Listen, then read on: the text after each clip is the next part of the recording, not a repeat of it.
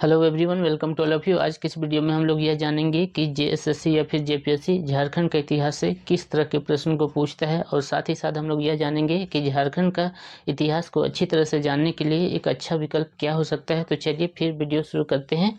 तो झारखंड के इतिहास से सबसे पहला जो प्रश्न पूछा जा सकता है वह यह है कि अतीत के काल में झारखंड को किन किन नाम से पुकारा जाता था। तो चलिए हम लोग एक बार देख लेते हैं कि अतीत के विभिन्न कालों में झारखंड को किन किन नाम से पुकारा जाता है। जैसा कि हम लोग सभी जानते हैं कि जो झारखंड का पहला साहित्यिक विवरण जो हम लोग को मिलता है वह इतिर ब्राह्मण में पुंड के नाम से मिलता है। उसके बाद जो दूसरा जो विवरण मिलता है वह वायु पुराण में मुरंड के नाम से मिलता है। साथ ही साथ विष्णु पुराण में मुंड कहा गया है झारखंड को। इसके अलावा जो भागवत पुराण है उसमें झारखंड को किकट प्रदेश कहा गया है। साथ ही साथ पशु भूमि या फिर पुंडरिक देश महाभारत में बोला गया है। साथ ही साथ जो समुद्रगुप्त की जो प्रयाग प्रशस्ति थी उसमें झारखंड को मुरंड देश कहा गया है। इसके अलावा जो पूर्व कालीन जो संस्कृत साहित्य है उसमें झारखंड को कलिंग देश कहा गया है। इसके अलावा जितने भी ट्रैवलर आए थे पूर्व के काल में उन्होंने झारखंड को या फिर छोटा नागपुर पठार को भिन्न भिन्न नाम से पुकारा है। जैसे जो चीनी यात्री जो फाहियान था वह छोटा नागपुर पठार को कुकुट लाट कहा है, और साथ ही साथ जो चीनी यात्री जो हेनसंग था उन्होंने छोटा नागपुर पठार को किलोना सुफोला नाम से पुकारा है।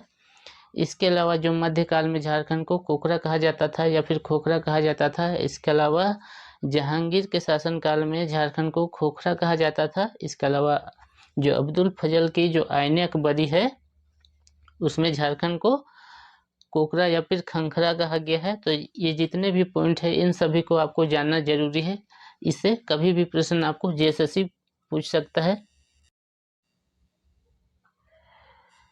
दूसरा जो प्रश्न पूछा जा सकता है वह पाषाण काल से पूछा जा सकता है। जैसे हम सभी जानते हैं कि पाषाण काल के बहुत सारे अवशेष झारखंड के विभिन्न क्षेत्रों से प्राप्त हुए हैं, और वो अवशेष क्या क्या है ये भी आपको याद रखने की ज़रूरत है। जैसे कि हम सभी को पता है कि झारखंड में पूरा पाषाण काल के अवशेष दुमका, देवघर, हजारीबाग, बोकारो, रांची, पश्चिमी सिंहभूम, पूर्वी सिंहभूम आदि क्षेत्रों की नदियों के किनारे से प्राप्त हुए हैं। एग्जाम्पल स्वरूप आप ये ले सकते हैं कि जो रांची जिला है उसके अंतर्गत राढ़ू नदी है, वहाँ पर से पाषाण काल के पत्थर की बनी हस्त कुंठाएँ 12 तरह की प्राप्त हुई है। तो इस तरह के जितने भी जगह है और जहाँ से भी जो भी चीज़ प्राप्त हुई है उन चीज़ों की आप एक लिस्ट बना लीजिए।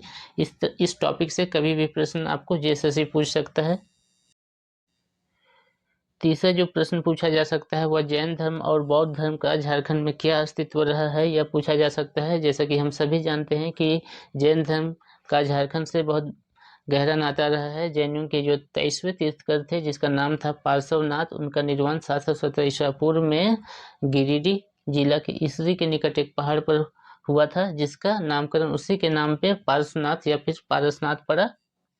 और साथ ही साथ यह पहाड़ जैनियों का प्रमुख तीर्थ स्थल के रूप में भी जाना जाता है। साथ ही साथ जो आज का जो धनबाद है पहले जो मानभूम के नाम से जाना जाता था, जैन सभ्यता और संस्कृति का केंद्र हुआ करता था। इस क्षेत्र के जो प्रमुख जैन स्थल थे वे पगबीरा, तुलसियामा, देवली, पवनपुरा, पालमा, इन सभी बातों को आपको याद रखने की जरूरत है। नेक्स्ट जो प्रश्न पूछा जा सकता है मौर्य और गुप्त काल से पूछा जा सकता है। जैसे कि चंद्रगुप्त मौर्य के जो गुरु थे कौटिल्य, उन्होंने अपनी अर्थशास्त्र की जो पुस्तक लिखी उसमें झारखंड को कुकुट देश के नाम से पुकारा है। साथ ही साथ उन्होंने इस बात की भी व्याख्या की है कि जो कुकुट देश है उसमें किस तरह की शासन व्यवस्था पाई जाती है, गणतंत्रात्मक शासन व्यवस्था पाई जाती है। साथ ही साथ उन्होंने शंख नदी से हीरे पाए जाने का भी जिक्र किया है।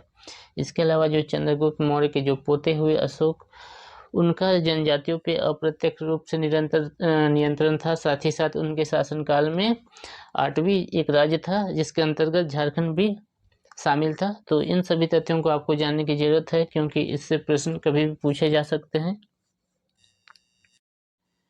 नेक्स्ट प्रश्न जो पूछा जा सकता है छोटा नागपुर खास का नागवंश जिसके प्रमुख जो राजा हुए फन्नी मुकुट राय, प्रताप राय, भीमकर, दुर्जन शाह, यदुनाथ शाह, जगन्नाथ शाहदेव, प्रताप उदयनाथ शाहदेव, इन सभी से बहुत तरह के प्रश्न बन सकते हैं क्योंकि सभी ने अपनी राजधानी अलग अलग जगह पे रखी या फिर स्थानांतरित की थी, जैसे कि फनी मुकुट राय ने सुतियांबे, प्रताप राय ने चुटिया, भीमकर ने खुखरा, दुर्जन शाह ने दोईसा और यदुनाथ शाह ने पालकोट और जगन्नाथ शाहदेव ने पालकोट भैरव और प्रताप उदय शाहदेव ने रातूगढ़। तो ये सभी प्रश्न परीक्षा में बन सकते हैं, तो इन सभी को आपको जानने की जरूरत है। साथ ही साथ जो पलामू का जो रक्सेल वंश है और जो सिंहभूम का जो सिंह वंश है, इनसे भी प्रश्न आपको देखने के लिए एग्जाम में मिल सकते हैं।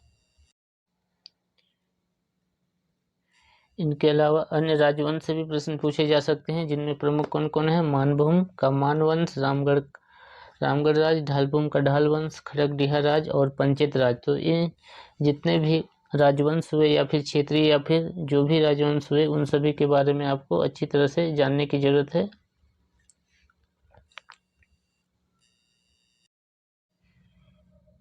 नेक्स्ट जो प्रश्न पूछा जा सकता है वह संतलत कालीन झारखंड से पूछा जा सकता है, जिसमें संतलत कालीन झारखंड के अंतर्गत कौन कौन से वंश आते हैं। गुलाम वंश, खिलजी वंश, तुगलक वंश, सैयद वंश और लोधी वंश।